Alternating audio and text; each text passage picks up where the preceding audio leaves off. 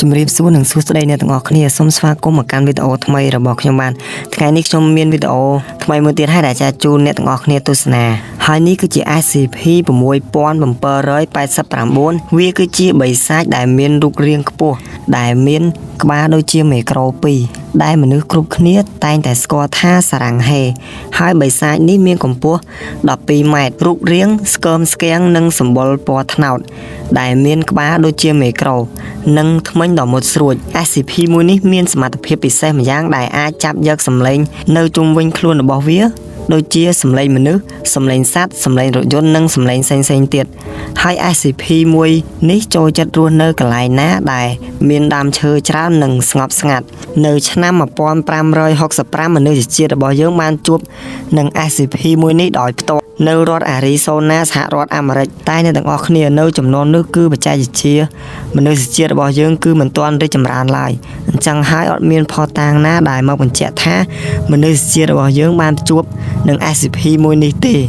ព្រោះมันមានភស្តុតាងមកបញ្ជាក់នឹងរហូតមកដល់ថ្ងៃទី15ខែវិច្ឆិកាឆ្នាំ1995មានយុវជនមួយក្រុមមានគ្នា3នាក់ដែលបានធ្វើដំណើរបោះតង់នៅក្នុងព្រៃជ្រៅ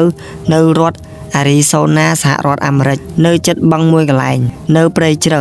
ហើយបុរសទាំង3នាក់នោះក៏បានឮសំឡេងសារ៉ែន SCP 6789រត់មកយ៉ាងលឿនសម្ដៅរកបុរសទាំង3នោះក៏ប៉ុន្តែចាប់បានបុរស2នាក់ហើយបុរសម្នាក់ទៀតក៏បានរួចខ្លួនអញ្ចឹងហើយបុរសមួយទៀតនោះក៏បានទៅប្តឹង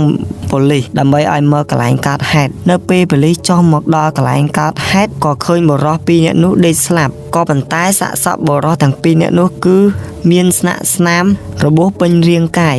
ហើយគេសន្មតថាមិនមែនជាស្នាដៃរបស់មនុស្សនិងសត្វឡើយហើយរឿងមួយនេះក៏បានលេចឮទៅដល់មូលនិធិ SCP ហើយមូលនិធិ SCP ក៏នាំគ្នាទៅបង្ក្រាប SCP មួយនេះក៏ប៉ុន្តែការបង្ក្រាប SCP មួយនេះក៏បានបរាជ័យហើយ SCP 6789ក៏បានរត់ចូលទៅក្នុងព្រៃជ្រៅបាត់សម៉ោឆឹងរហូតមកដល់សព្វថ្ងៃហើយអ្នកទាំងអស់គ្នាជឿដែរឬទេថា SCP មួយនេះមានកុំភ្លេច comment នៅក្រោមវីដេអូឲ្យខ្ញុំបានដឹងផងណាបើពេញចិត្តសូមជួយចុច Subscribe ម្នាក់មួយផងបាយជួបគ្នានៅ SCP ក្រោយៗទៀត